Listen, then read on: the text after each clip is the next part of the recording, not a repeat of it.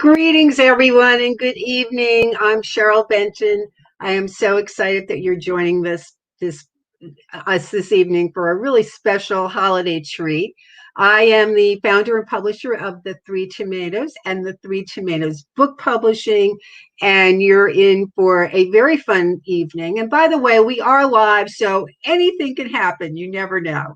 So first of all, I want to tell you that a while back, my friend Joanne Davis told me about these very good friends of hers who write very, very funny annual Christmas letters. And she said, you really should think about maybe talking to them and turning this into a book.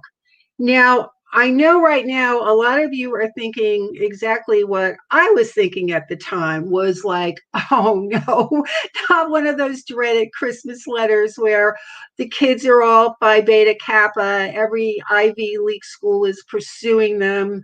Dad won the Nobel Prize this year. Mom is a size zero gourmet chef, CEO of a Fortune 500 company. But that is not what these letters are. And when I got the letters, honestly, I was laughing out loud. And I am just so excited that we have been able to publish these and actually turn them into a wonderful book called Another Interesting Year.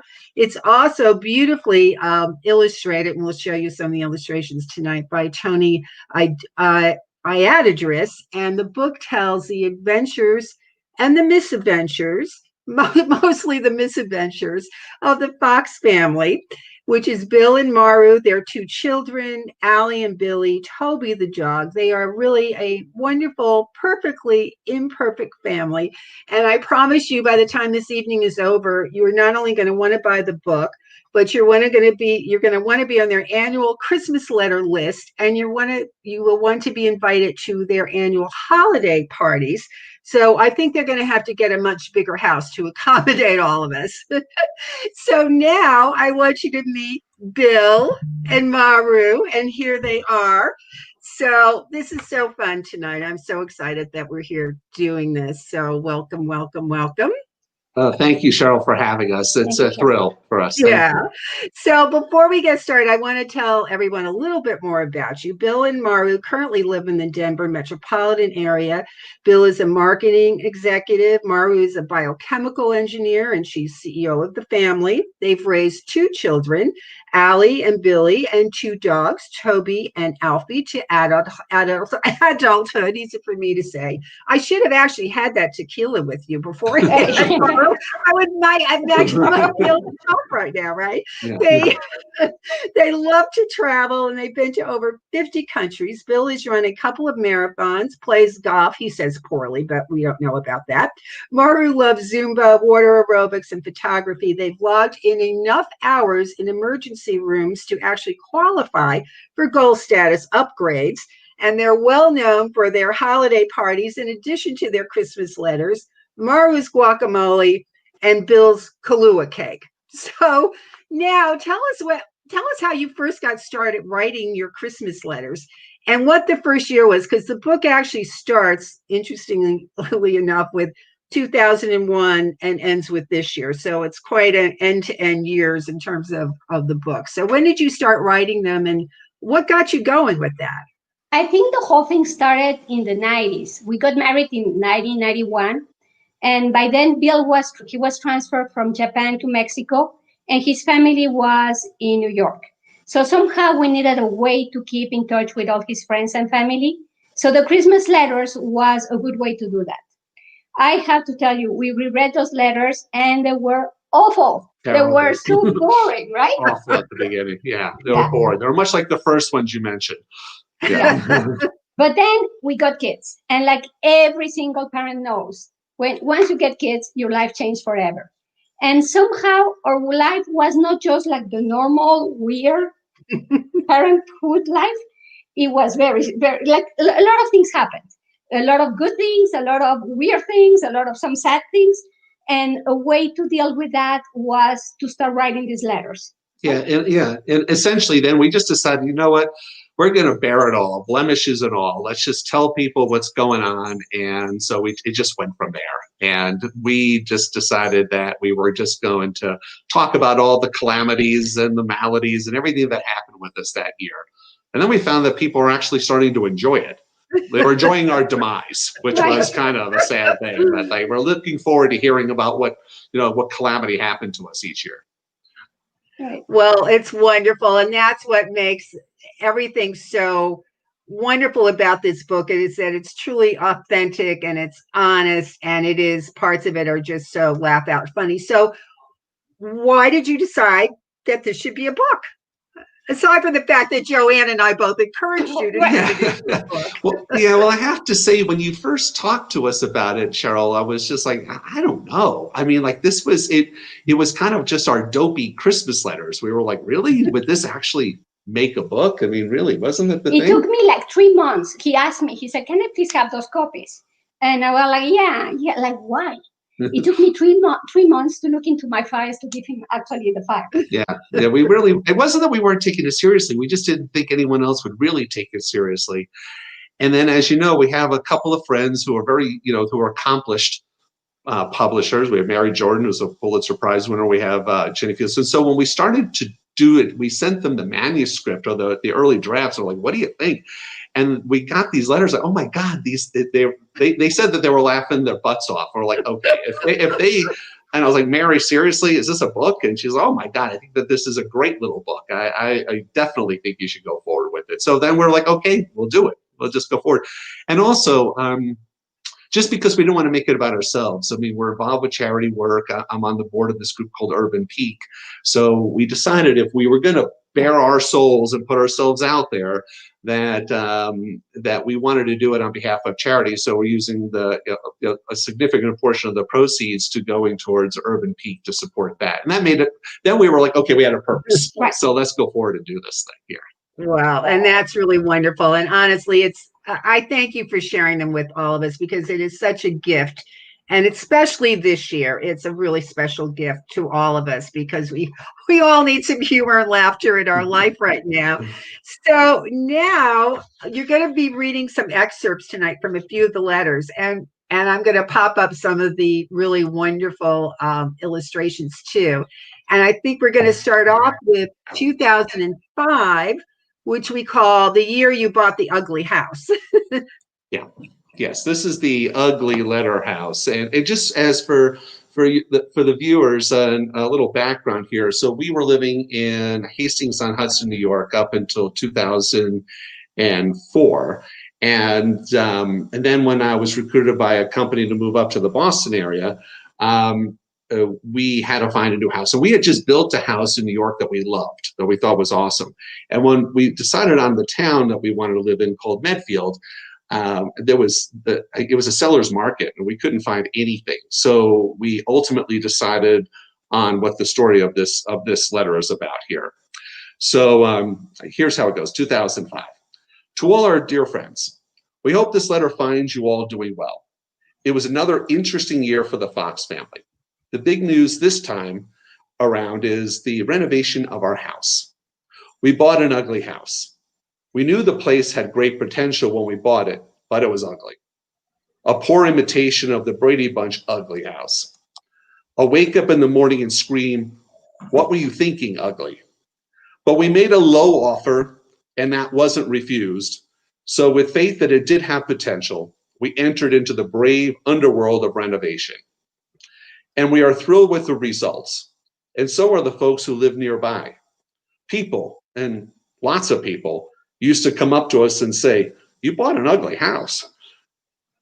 Other people would just tell us good luck with the renovation of that ugly house as they were jogging by or walking their dog.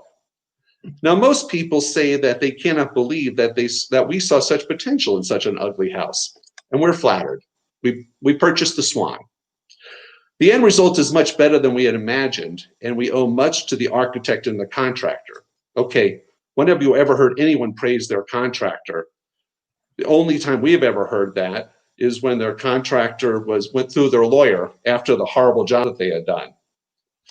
The contractor understood our vision, which is essentially, we said, just make it not ugly. and created a home that we are thrilled with. Now, of course, there were the typical Fox events that occurred during the gutting and reconstruction. The most memorable was the day Bill received a call from our home security company. It went like this: "Mr. Fox, this is your security company. We are calling to tell you that we got a credible signal that your house is on fire. We have sent the fire department. Good luck and goodbye." Bill put down the phone and decided to take it a step at a time. First of all, he looked at his watch. It was early afternoon, so the kids were in school. That's a good thing. He called home and no one picked up, not even the answering machine. Made sense. Since the house is on fire, the wires must have burned. He called the contractor's office and was told that there was a lot of commotion at the house. Made sense, since a fire would qualify as a lot of commotion. He called the foreman and asked if the house was on fire and was told, "No, but it's a good thing that the ambulance came."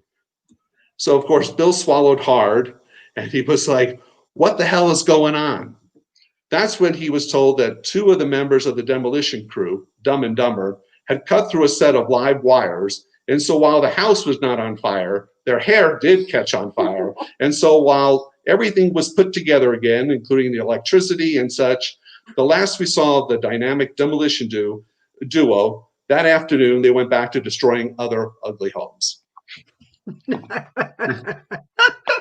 And that cracks me up every time I hear it, and hearing it read is even more funny, I think, than actually reading it.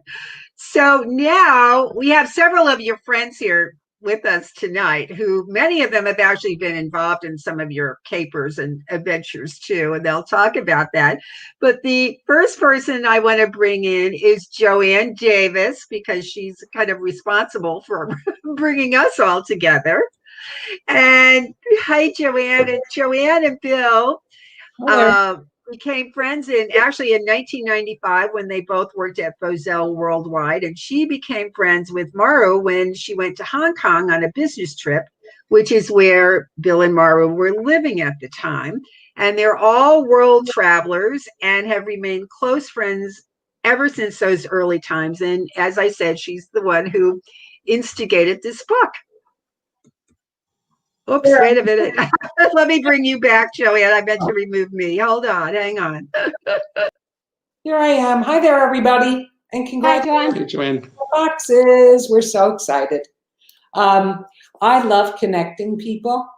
And, you know, case in point, I connected Bill to one of his jobs, the one in the ugly house area. Then Bill returned that favor and connected me to a couple of consulting projects for the company in that ugly house area. Then I tried to connect Allie to a Broadway producer for her singing career. Then Bill connected back with me in his new marketing role, and we connected him to an agency. But I think the connection I'm most happy about is connecting this book, because I started getting the letters in 2003. Despite the fact that our friendship goes back to the 90s, I guess I wasn't in the bestie category enough to get it. So I started getting them.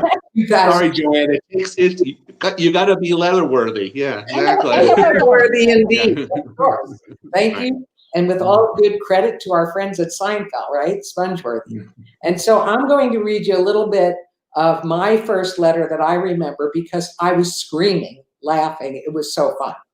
Christmas 2003. Look at that picture. Oh my God. You're going to hear the story. To all our friends, we hope this letter finds you all doing well.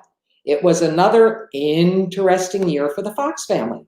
We concluded 2002 with the visit of Maru's entire family, 14 people for 2 weeks. We were apprehensive, to say the least, and we were braced for another Alamo, but it honestly was a great time.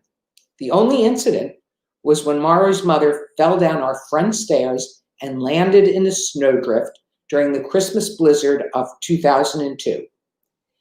She had insisted that there is a Chinese proverb that says a good smoke helps the digestion after a big Christmas dinner. Would any of our Chinese friends like to set the record straight? And Maru's mother went out on the front porch after fighting off her children and husband, who had not heard of that Chinese proverb, and she had her smoke. Maru went to check on her about 20 minutes after she went out for her digestive smoke, and all she could see were her mother's feet in a snowdrift. Hysterically, Maru called the rest of us to dig her out, and we are happy to report she was fine and still puffing away when rescued. Bill is convinced there is the foundation of a Coen's brother movie in there somewhere. And if that scene was not enough for a movie script, the matter of Maru's parents' marriage is. I'm not going to read you the next passage. You've got to buy this book, as you can see on the crawl on the bottom of the screen. Another Interesting Year is available on Amazon and other booksellers everywhere. Will make a great Christmas gift, great stocking stuffers. I've already bought a bunch and have sent them.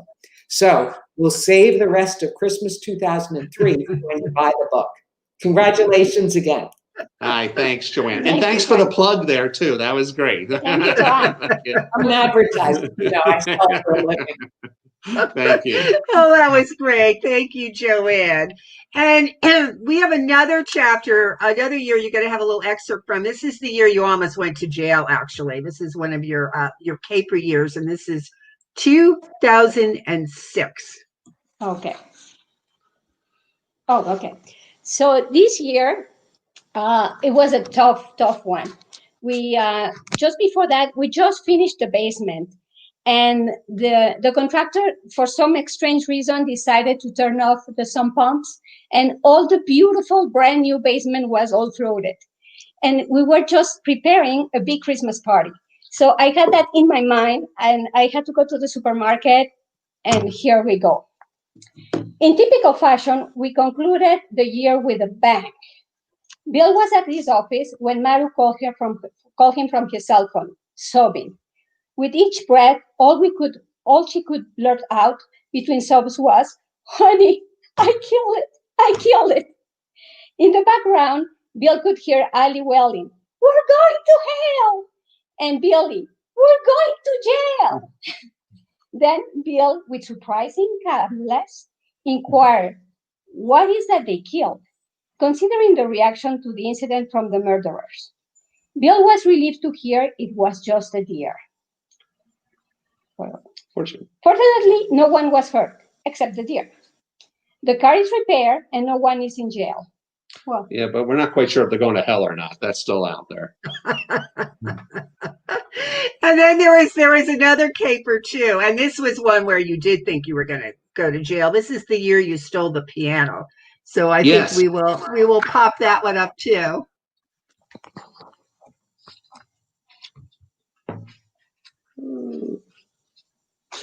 Yes. Okay. So yeah, we've had a few kind of incidences here. So in 2011, we were even surprised ourselves at some of the stuff we find ourselves in. So this is how it went in Christmas 2011. It's been another interesting year for the Fox family, full of travels, adventures, milestones, and crime sprees. Most people hit their 50s and celebrate their midlife crisis by doing something out of character, like buy a Harley. And some actually learn to ride the Harley that they bought. Bill and Maru stole a piano. They stole it from Allie's boarding school as they were picking her up from her last day of class. It was kind of an accidental theft, but the authorities called it a theft nonetheless. Allie's voice teacher said that there was a keyboard that they could have for her.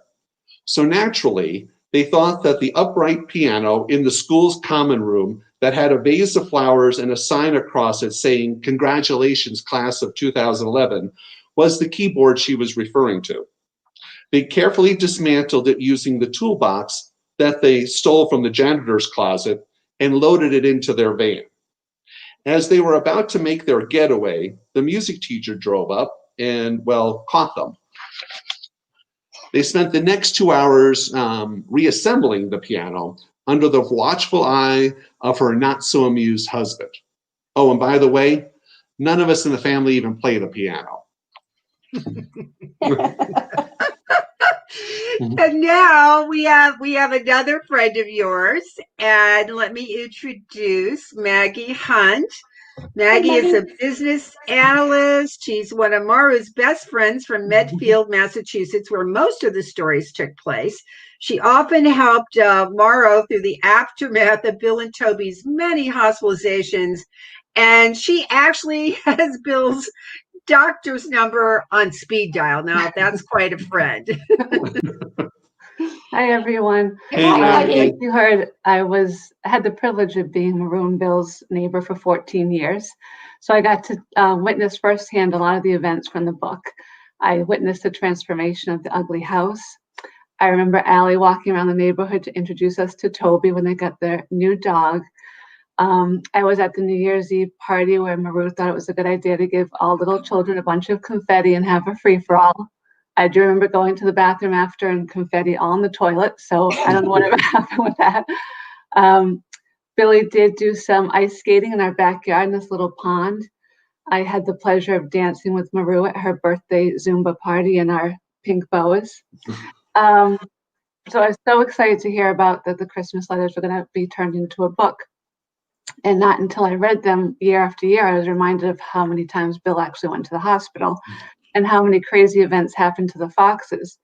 And then I started thinking that even with all of Bill's surgeries, emergency room visits, Toby almost being killed twice, near-death experiences on their vacations, ailing parents, flooded basements, traveling back and forth to Mexico, you guys still had the greatest parties. You have managed to have great parties throughout all of that. You've had Christmas parties, New Year's Eve parties, Memorial Day, birthday, graduation, anniversary.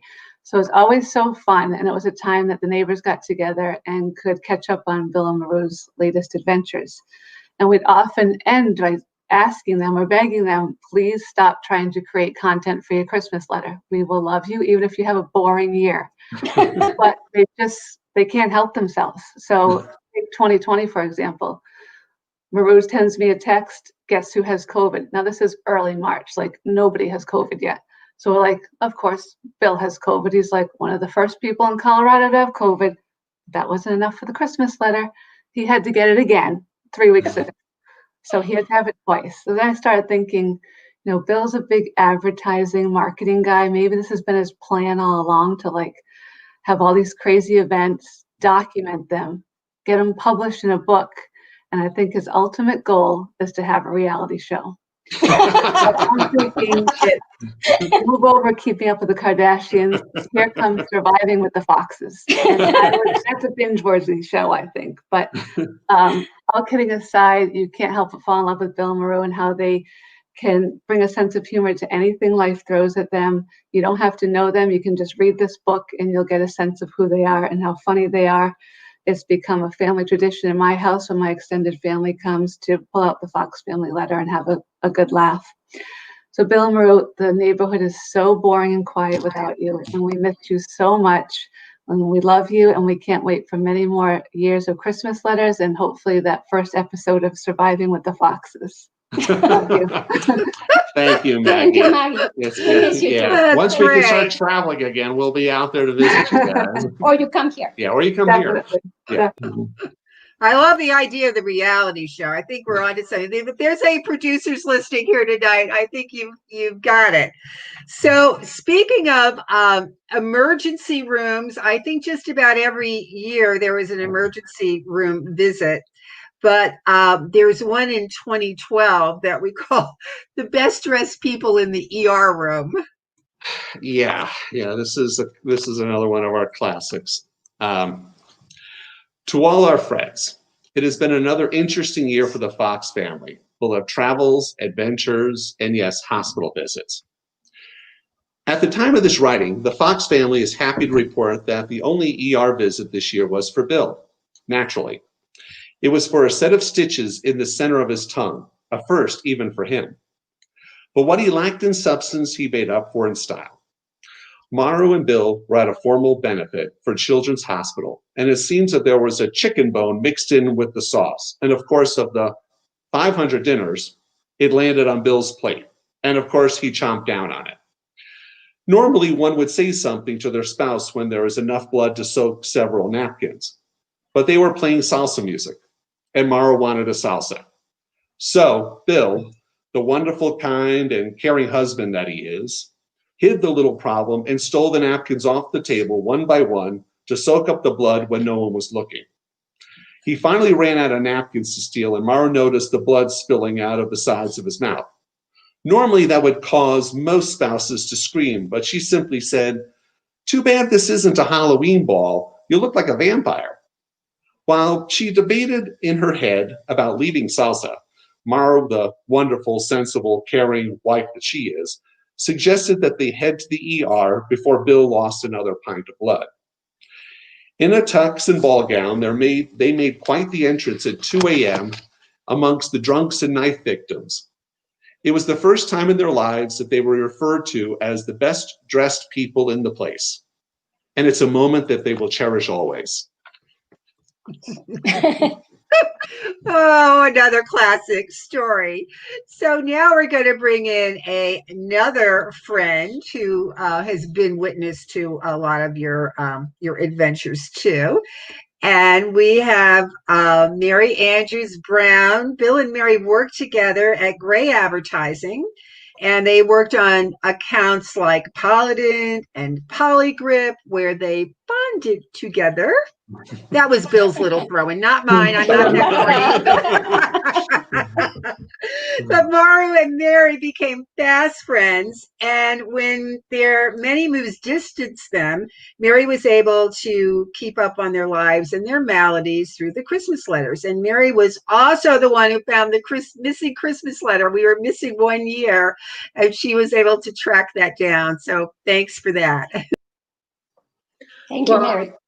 I have to thank Bill and Maru because while I was looking for all these letters, and I'm the world's biggest pack rat, and the queen of sentimental value, as Bill can attest to. So every time I would go look for another letter, I would find old baby pictures, and I found $250 worth of Amex gift cards. So it was really a win-win.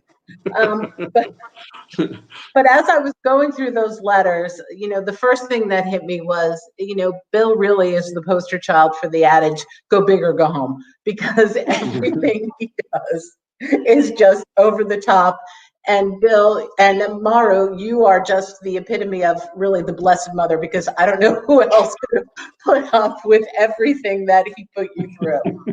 So, as I would read through the letters every year, it got to the point where all of Bill's maladies didn't even faze me anymore. I mean, it's like, diverticulitis, whatever, sepsis, whatever, the bleeding tongue, no big deal, brain tumor, that gave me a little pause, but I because he really is the king of maladies. But, with every time he was in that hospital, and I'm sure every time you were with him, what you can't deny is how big the hearts both of you have. And both are just wonderful people who would, give everything to anyone that needs it. And, that love is also very evident in your letters. So we laugh with you and we love with you. And, as I was looking forward to this conversation and the book, I had said to Bill, how are you going to top the letter for 2020? And then he said, well, Mary, I got COVID twice. And I was like, oh, there you have it. So, I also now have 2 copies of the book because the first one never came, but now I've got 2, and I'm happy to gift it to other people because it really is special, as are the both of you. So thanks for including me in tonight. Oh, Mary, thank you. You're such Mary, a wonderful friend. you can't have too many copies of the book. That is true.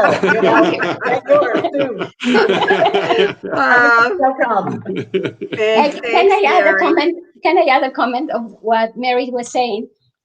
It gets to a point where Bill gets sick so many times that one time he fell on the swimming pool and he hurt his back really badly. So the ambulance came. And seriously, I had to make dinner and I had to make laundry and I had to make those things. And by then I was like, yeah, just go. I will meet you later. So yes, it gets to the point where I'm like, yeah, whatever. Yeah, she's come numb to me right now. Well, the ambulance driver was like, my ambulance driver, aren't you going to ride with him? And she's like, yeah, no, I'll show up later on. I'm sure you're going to take some x-rays. Oh, Well, now you're going to read another excerpt, but this was actually one of my favorites because this involves your adorable little dog, Toby, who got lost in a New York City hotel. Right. So, well, let me say first that I'm very aware that I have a thick accent. So I'm going to ask you guys to please close your eyes and pretend I'm Sofia Vergara. Okay? Okay, here we go. Over the years, certain events have led Bill and Maru to question their parenting skills, such as the time they accidentally packed Billy to school with a can of beer when he was in kindergarten. Honest mistake. But now there is an additional and irrefutable proof. They managed to lose Toby in a New York City hotel, and we didn't even notice. When they checked out and Toby was with them, the front manager said, "Oh, you're the owners of the white little dog that people were calling me about." He noted that guests saw him wandering the halls, and someone even rode the elevator with him. He was also spotted in the breakfast area, which explains the egg sandwich he had in his mouth when they saw him coming down the hall as they were leaving the room to check out. In all the candor, they forgot he was with them. They assumed he followed Bill out when he went for a morning run 3 hours later. No, 3 hours earlier. Maru admits to hearing some noises in the hallway at one point, but she thought it was the maid. Bill returned with muffins and coffee, and they watched the Sunday morning shows, oblivious that he was gone. In their defense, they don't normally travel with Toby, so it is understandable that they forgot about him. And besides, they always claim to raise independent children who can survive on their own. So actually, another job well done. Yeah, we thought it was okay. Well, speaking of raising wonderful children, we have your daughter, Allie Fox, joining us. Hey, Allie, you're actually you're one of the main characters in the book, along with your brother Billy and Toby's dog. And since you lived through most of these adventures, I'm sure you've got some really good backstories here. Oh, I definitely do. I definitely, first of all, want to say, Mom and Dad, I love you. I'm so happy for you guys with this book because I've seen you guys put all the effort into all the Christmas letters every year. So this is just so exciting to have a copy of it. Definitely wanted to talk about the year of the deer, the year of the piano. I remember being in the car when my mom hit the deer.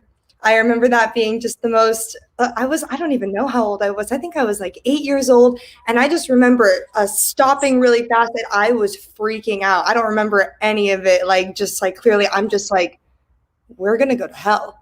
Like, this is it. Like, this is it. Like, he killed a deer. Like, oh my God. Like, I couldn't even understand. I remember the emotion, everything. Oh gosh, from my perspective, that was a whole other story. The year of the piano, I remember that was just so hilarious because I was so certain that my singing teacher was like, yeah, take this piano. This is your piano. And I was like, oh my God, great. I'm going to be able to continue like when I leave boarding school. So my parents come and like, you know, we're taking apart this piano. And I was so embarrassed. I swear. They showed up and they're like, what are you doing? And I'm like, oh, this is mine. Like, isn't it? But there are so many stories that go beyond that. Like, I remember this one year, like that. Oh, my dad's always getting hurt. Literally, after my dad got COVID again, my best friend Elsa, I was telling her about it. She was like, "It is always your dad," and I was like, "Yes, it's always my dad. He always gets it." I remember this one year. I think you mentioned it before that my mom accidentally sent my little brother to summer camp with a can of beer. Because it looked like an iced tea can, and I totally like get like the confusion. But it ended with my brother going up to his teacher, being like, "Hey, can you open this can for me? What is your mother sent you to here with this?" And so the stories go beyond the books. But what I think the best thing about the books is that, like, while my family went through so much stuff, like so many ridiculous stories. Some of them were really, really, really hard to go through in the moment. but there is nothing that my parents can't turn a negative situation into something positive. And I think during the holidays, all of us are really stressed, trying to get things done, trying to figure out the best gifts, and things always go wrong and not planned. So it's a really good book to remember that no matter what happens during the holidays or any time of year, you can always laugh about it later on in life. You can always spin it into something positive. And I think that's something really great for us to all remember in the holidays. So thank you, Claudia. Dad, I'm honored to be a part of the story, of all the stories. I'm excited to, I mean, I know there's going to be such crazy things in the future. So. Well, we'll save it for the sequel. Oh, by the way, I should have mentioned too, in case you didn't notice, Allie is an actress. She's a very talented performing artist. She's a film producer. So I would say, despite all those misadventures, you've grown up pretty darn well, Allie. Yes. Honestly, I think all the misadventures only led to me learning more lessons about myself and growing up more. But I couldn't be blessed to have a better family and better parents. Like we get through all of it together and we all laugh about it at the end. Anytime something goes wrong, we're like, it's bad in the moment. And then 10 minutes later, we're like, we'll put it in the Christmas letter. So that's how it goes. Well, thank you, Allie. So then we have, I think, one last letter that you're going to read a little bit from. And this is the year you actually moved to Colorado. Yes. Yes. And it's called Colorado's False Claims of 300 Days of Sunshine. Yeah, Cheryl. So first of all, we have to say we love living in Colorado. We had a wonderful time in Massachusetts. The move was difficult because we were leaving our very close friends and neighbors and such, but was a great opportunity. And so when we came in, with full hog, decided to move to Colorado. So this was our second letter from Colorado. Greetings from Colorado. Now, on the settling into the Denver area part, we have to say we love Coloradans. Wonderful, friendly, salt of the earth people. But they're all liars. The 300 plus days of sunshine that they all boast about is a total lie, and they're all in on it. It was one of the attractions they lured us in with when Bill was being recruited last year. Utter nonsense. It starts snowing in October, 4 significant storms so far this year, and it isn't officially winter yet. We were told last year, it's just a fluke, but here we are again. It's no damn fluke.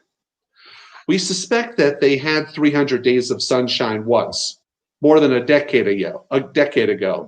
And then they immediately started a PR campaign, printed bumper stickers, and changed all the brochures in their travel offices and on their campus recruiting materials. Subsequently, businesses started to flock here, which meant more tourists and housing starts.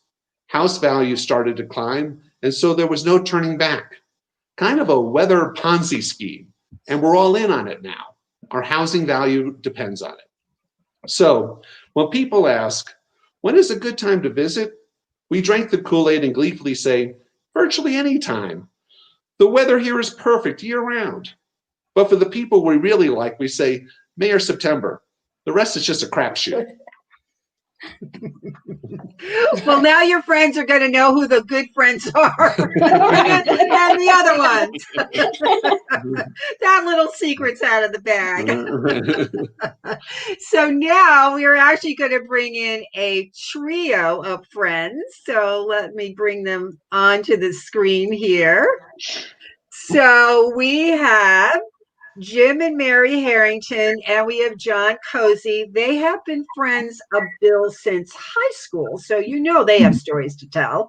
And even though they didn't like him so much back then because they didn't think he was cool, and they're still not sure he's cool enough, but when he married Maru, they decided she was so cool they had to all let Bill into the club. And despite living in all corners of the world, over all of these years, they've remained a strong friends for all of these years. So welcome, everyone. Thank you. It's great to be here. Hi, Bill, Maru. How are you guys doing? We're doing good, but we're a little nervous right now. No. We're going to be As you should be. We promise we're going to be good. As Cheryl said, we became friends with Bill in 1975. And for those of you doing the math, that's a very, very, very long time ago. And I was, Allie said something earlier, which is so true. One of her friends said to her, "It's your dad. It's always your dad." And we've been saying, "It's always Bill" for 45 years now. And we can attest that everything you read in this wonderful book has happened time and time again over the years for Bill. And so there's so much material. So the three of us are going to really focus today on Bill the prequel and not so much Bill the current. Obviously the Bill adventures are so much better and so much more interesting now that Maru and Allie and Billy are part of these adventures. But they were all the same years and years ago. So we're just going to talk about a couple of stories that I don't want to say they are our favorites because there are so many, and it's very, very difficult to pick out a favorite Bill story. But I think if you look at this or think about this in the context of this could only happen to Bill, of course it happened to Bill. That's essentially the stories that we're going to tell you today. And so I'll tell the first one, and with that, I give you the taxi story. And the taxi story is basically from back in the late 80s or the early 90s. Coase and Bill and I were supposed to meet for a drink at a bar somewhere in Manhattan after work. And Coase and I are there waiting for Bill. Bill is late as he tends to be. And we're sitting at the bar waiting for Bill, having a few beers. And on the TV behind the bartender, the news is on, and one of the banners says, "Ad exec injured in taxi accident." So Coase and I are sort of joking and saying, well, this is probably Bill because, he's an ad executive and he would be on the news for this. And then cut to commercial. And so we're sort of joking around saying, yeah, well, wherever. He'll get here at some point. Well, the news comes back on and they cut to the story. And lo and behold, there's Bill on a stretcher being taken into an ambulance because he was in the taxi accident. And what we've come to learn after that was it's not a typical person taxi accident where you think they're in the backseat of the taxi hits somebody, you get out, you call 911 and you get another taxi and you move on. This is a Bill story. So Bill was basically by himself walking down the sidewalk and the taxi careened off and hit Bill. Typical taxi accident story per se. It's what we call a Bill event. So there's Bill, he gets hit by a taxi on the sidewalk and he gets on TV. And as you know, he's had COVID a couple times. He's had every ailment. So he's fine. He always bounces back from these things. But that's what we like to call, in the prequel, a Bill event. And we know that there are tons and tons of Bill events for another book, Cheryl. So I think you should be thinking about that moving forward. So, Coase, I'm going to kick it over to you to tell another prequel Bill event story. We've talked about brain cancer. We've talked about diverticulitis. We've talked about all the diseases and illnesses that Bill has had. In fact, the day Bill called us to tell us that he had COVID, Jim and I immediately placed bets on when Bill would be the first person in America to get it the second time. We lost by 3 days. But I'd like to take you all the way back with me to January 1980, where this whole escapade began, and the beginning of Bill's unparalleled history, at least for someone who's still alive, of extreme illnesses. Bill, Jim, and I were in college and back then writing letters when the letters from Bill stopped. Now, Jim and I just figured Bill was being rude, but it turns out his parents called us and said Bill's in the hospital.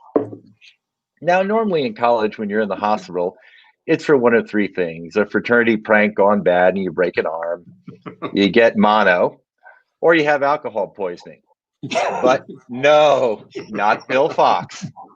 He decides to contract the incredibly rare and unknown Guillain-Barré disease, a extreme disease in which the immune system literally attacks your own peripheral nervous system and results in complete body paralysis.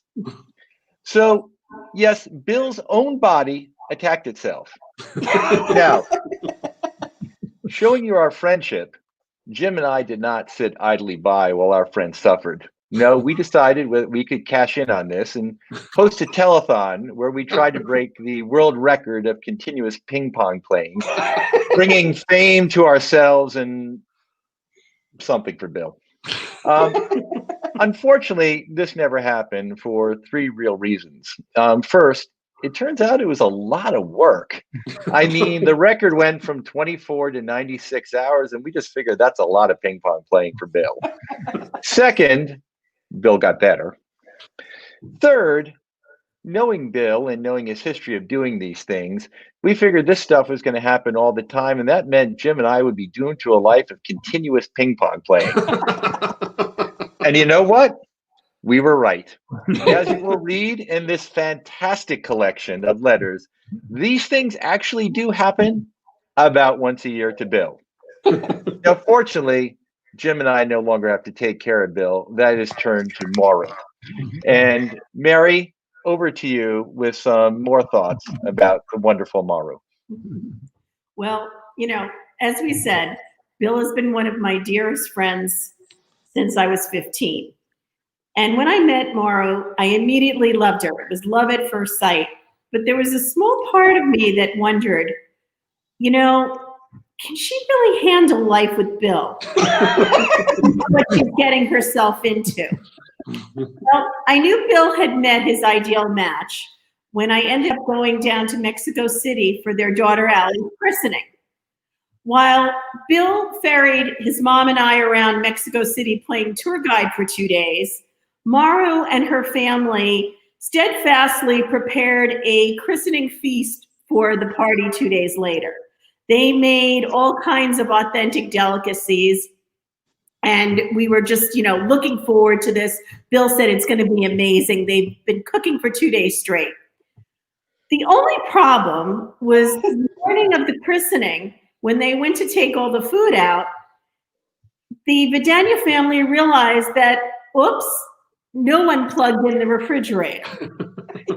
So all the food spoiled, and there were 100+ guests coming about 3 to 4 hours later. Well, I knew that Bill had found his ideal partner because in true Fox Vidania fashion, they managed to scramble, pull everything off, and 100+ guests were none the wiser. We had the most amazing feast and party in spite of all the food spoiling. And that's when I knew there could never be anyone better for either one of the two of them. Because no matter what life throws at them, they always make lemonade out of the lemons, and they bounce back even bigger and stronger and better than ever. So that's one of the things we love the most about the Fox family is their resilience, their optimism, and love permeates every page. So do yourself a favor, and in these trying times, give yourself a lift and buy another interesting year. You'll end up loving the Foxes as much as we all do. I'm going to ask you to give a toast. Let's do a toast, everybody. Cheers. Hey, For our favorite friends, the Foxes. Here it is. Well, the Foxes. thank you.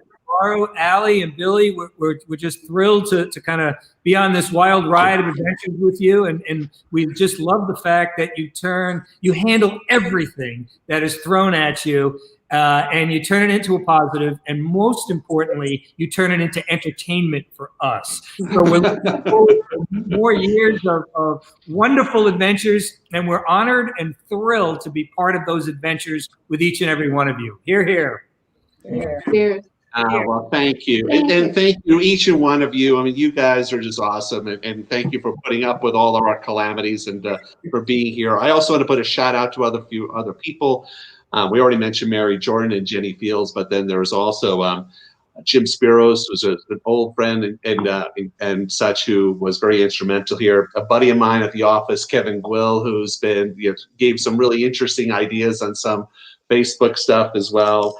And then we had our Senora Miriam, who's our old cleaning lady and babysitter for our kids, who actually had one of the other letters that we got there. So thanks to her as well. Yeah, I just want to say a shout out to her, because there was one letter in particular that nobody knew, nobody could find, and that was my last resource. So I called her. I called her son, and the son called her, and I find out that she has a little box, and in the little box she keeps all the pictures and all the letters of my kids. So that was very endearing. So thank you, Miriam. Yes. And thank you, Cheryl, for helping to put this all together for us here. Because we never would have done it had you not pushed us into doing this. And Well, we're thrilled that you did.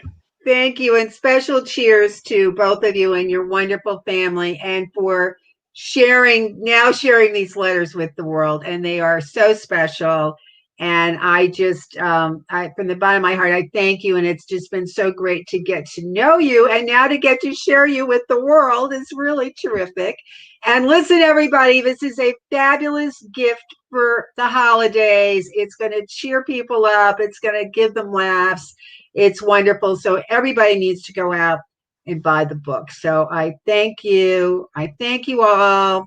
It's just been a great evening. Thank you, everyone, for joining us here this evening. And we will